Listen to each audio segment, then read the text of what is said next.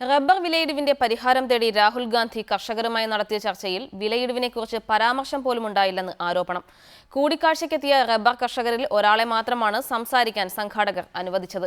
Rubber വിലയിടിവിന് പരിഹാരമായി ജാഥ നടത്തി പ്രതിഷേധിക്കാൻ മാത്രമാണ് രാഹുൽ ഗാന്ധി പറഞ്ഞതെന്ന് കൂടിക്കാഴ്ചയിൽ പങ്കെടുത്തവർ ആരോപിക്കുന്നു. കഴിഞ്ഞ ദിവസം ആലുവ പാലസിൽ കോൺഗ്രസ് വൈസ് പ്രസിഡന്റ് രാഹുൽ ഗാന്ധിയുടെ നേതൃത്വത്തിൽ നടന്ന ചർച്ചകൾ പ്രഹസനമായിരുന്നുവെന്നാണ് കർഷകരുടെ ആരോപണം. വിവിധ സംഘടനകളുടെ പ്രതിനിധികളടക്കം പങ്കെടുത്ത 18 കർഷകരിൽ ഒരാളെ മാത്രമാണ് സംസാരിക്കാൻ അനുവദിച്ചത്. റബ്ബറിന്റെ വിലയിടിവ് തടയുന്നതിനുള്ള ഒരു നിർദ്ദേശവും മുഖ്യമന്ത്രിയടക്കം ആരും മുൻപോട്ട് വെച്ചില്ലെന്നും യോഗത്തിൽ പങ്കെടുത്ത new rubber farmers forum coordinator Jebi Mathew പറഞ്ഞു. ഒരു ഫോറത്തിനെ റെപ്രസെൻറ്റേറ്റ് ചെയ്തിട്ട് റബ്ബർ എപ്പോഴുണ്ടായി, റബ്ബർ തൈ എങ്ങനെ ഉണ്ടാകുന്നു, റബ്ബർ എങ്ങനെ വെട്ടാം, അതിൻ്റെ ജന്മനാട് ഏതാണ്, ഇതൊക്കെയാണ് അവിടെ ചർച്ച ചെയ്തത്.